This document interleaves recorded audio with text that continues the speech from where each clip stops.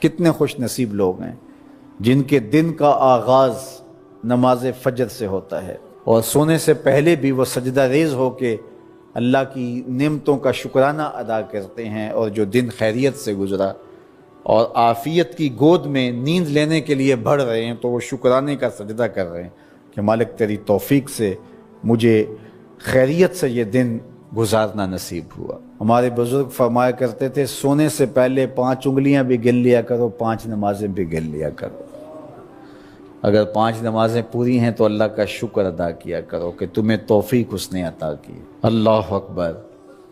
حضور علیہ السلام نے کچھ لوگوں کو دیکھا معراج کی شب کہ ان کے سر پتھروں سے کوٹے جا رہے ہیں، کچلے جانے کے بعد پھر دوبارہ سر صحیح کر دیے جاتے ہیں، پھر پتھروں سے ان کے سر کوٹے جاتے ہیں، ریزہ ریزہ ہو جاتے ہیں، پھر دوبارہ ان کے سر صحیح کر دیے جاتے ہیں۔ جبریل امین نے کہا حضور یہ آپ کی امت کے وہ لوگ ہیں جو نماز میں کاہلی کیا کرتے تھے، نماز میں سستی کیا کرتے تھے، نمازوں پر بوجھ تھا کہ یہ وقت ہو گیا ہے اب پڑھنی پڑے گی، دیر کرتے رہتے، پہلے پڑھنا ہی نہیں چاہتے تھے، اگر پڑھنی پڑھ بھی جاتی تو پھر نماز کی وجہ سے ان کے سر بوجھل رہتے تھے۔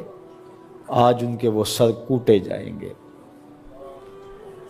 نوجوانوں بالخصوص میں آپ سے مخاطب ہوں، ماں باپ کو زور نہ لگانا پڑے، آپ کی منتیں نہ کرنی پڑیں، آپ کے ترلے نہ کرنے پڑیں، آپ کو جھڑکنا نہ پڑے، جب حیا علی الصلاۃ کی آواز آئے تم بستر سے چھلانگ لگا کے اٹھ جاؤ کہ میرے رب کا بلاوا ہے میرے نام۔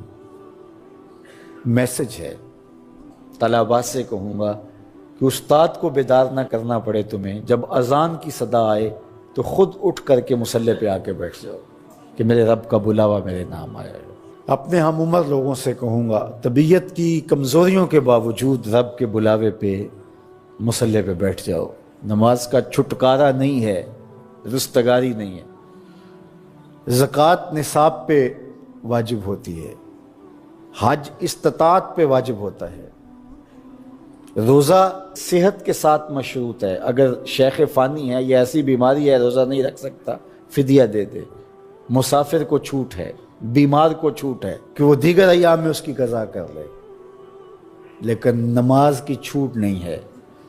بیمار ہے تب بھی پڑھے گا، صحت مند ہے تب بھی پڑھے گا، حضر میں ہے تب بھی پڑھے گا، سفر میں ہے تب بھی پڑھے گا۔ بالغ کے اوپر نماز کی کسی صورت میں بھی رخصت نہیں ہے۔ کھڑے ہو کے نہیں پڑھ سکتا بیٹھ کے پڑھ لے، بیٹھ کے نہیں پڑھ سکتا لیٹ کے پڑھ لے، اشارے سے پڑھ لے۔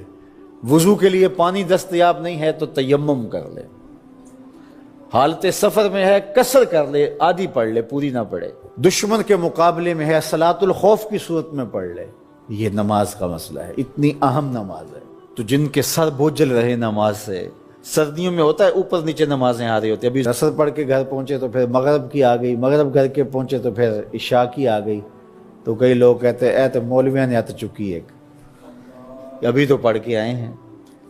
تو کیوں شوق نہیں ہے تمہیں؟ ایک نماز کے بعد وہیں بیٹھ کے دوسری نماز کے انتظار میں مسجد میں قیام کرنے والا، اللہ اکبر، فرشتے ناز برداریاں کرتے ہیں۔ مسجد میں صحابہ بیٹھ جاتے ہیں، ایک نماز پڑھی اب دوسری پڑھ کے جائیں گے، دوسری پڑھی تو اب تیسری پڑھ کے جائیں گے، اور جب نماز کا وقت آتا تو وہ انتظار کرتے کہ ابھی تک اذان نہیں ہوئی۔ اور حضور جب حضرت بلال حبشی رضی اللہ تعالی عنہ کو اذان کے لیے کہتے تو کہتے ارحنا یا بلال، بلال اٹھو ہمارے دل کو راحت پہنچاؤ۔ آنکھوں کی ٹھنڈک قرار دیا نا نماز کو، جعلت قرۃ عینی فی الصلاۃ، میری آنکھوں کی ٹھنڈک نماز میں رکھی گئی ہے۔ تو یہ دل کا قرار ہے، راحت قلب محمد ہے صلی اللہ وآلہ وسلم۔ اللہ اکبر، یہ معراج کا تحفہ خاص ہے جو ہمیں نصیب ہوا۔